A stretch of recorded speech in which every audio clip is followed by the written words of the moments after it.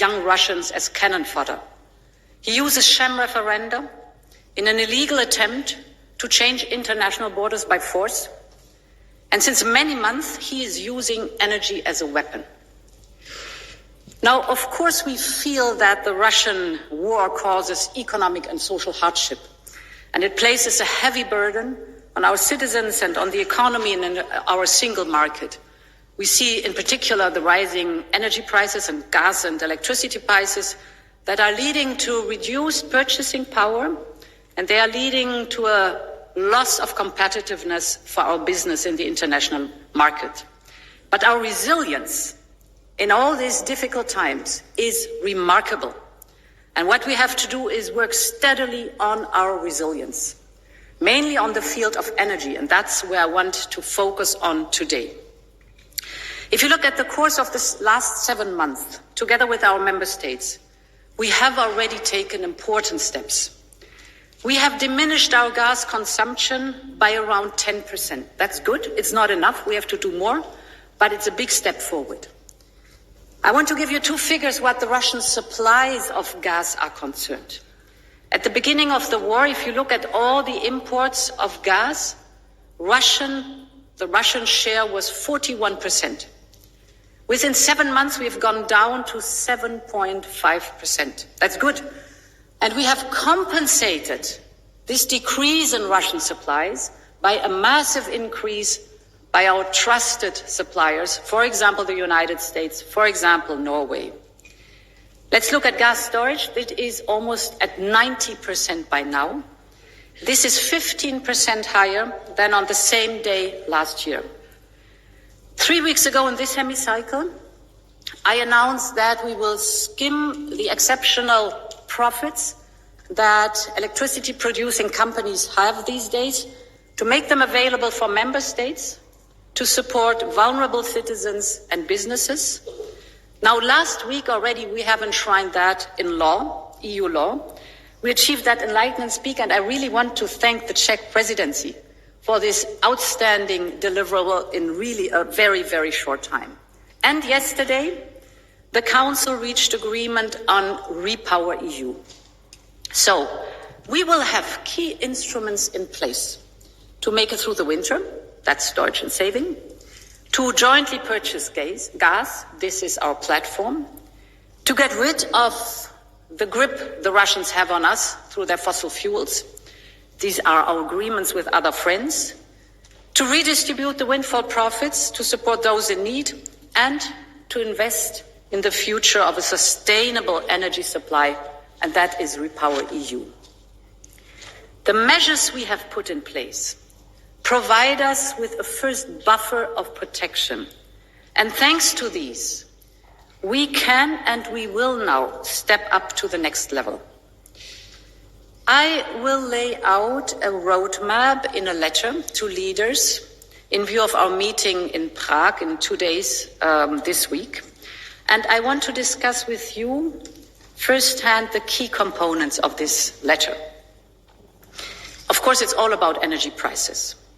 So we will step up our negotiations with trusted partners, for example, with Norway, to dampen the price we pay for gas imports. The talks have already started. I think as a European Union, we have a considerable market power, and many of our suppliers want to conclude deals with us which are beneficial for both sides. So I really think it is necessary that we come to an agreed corridor of prices to stop these crazy peaks we have partially in the import of gas prices. We will strengthen our energy platform. And let me be very clear, it is in our collective interest. After the winter, we will have to refill the gas storages. And if we then see that we have again a scenario where member states are outbidding each other on the global market and thus rising the prices here in the European Union, this is not sustainable. So we have to have a joint procurement of all member states. This is much better than the way we have it. My next point is on gas prices. As you know, we use gas in 3 different domains: for industry, for heating, and for the production of electricity. Let me start with the electricity. Our market for electricity is built in a way that high gas prices are driving electricity prices. We have now to limit this inflationary impact of gas on electricity and everywhere in Europe. This is why we are ready to discuss a cap on the price of gas that is used to generate electricity. This cap would also be a first step on the way to a structural reform, an overall reform of our electricity market. But I think we also have to have a look at gas prices beyond the electricity market. So where industry is concerned, where heating is also concerned, the general approach of gas. And here we will work together with member states to reduce gas prices and to limit volatility, and thus to limit the impact of price manipulation by Russia. Because if you look at the fever curve of gas and gas prices, the whole gas price, you can see the manipulation that Russia has on the gas prices, and this has to stop. We have already offered this mechanism in March. At that time, we've said that it can give an important signal that the EU will not pay any price for gas anymore. We have qualified such a price cap as having an immediate impact on price levels, but that it entails drawbacks in terms of security of supply. This is still true today, so it's a fine line to walk. It's not trivial to do that. But the situation since March has critically evolved since then, and today, compared to March, member states are open now for it, more member states are open for it, and we are better prepared. Such a cap on gas prices must be designed properly to ensure security of supply, and it is a temporary solution to cater for the fact that the TTF, that is our main price benchmark, is no longer representative for our market. This TTF benchmark reflects or mirrors a lot pipeline gas. But in the last 7 months, we have, because we wanted to get rid of the dependency on Russian gas, we have increased a lot the LNG market.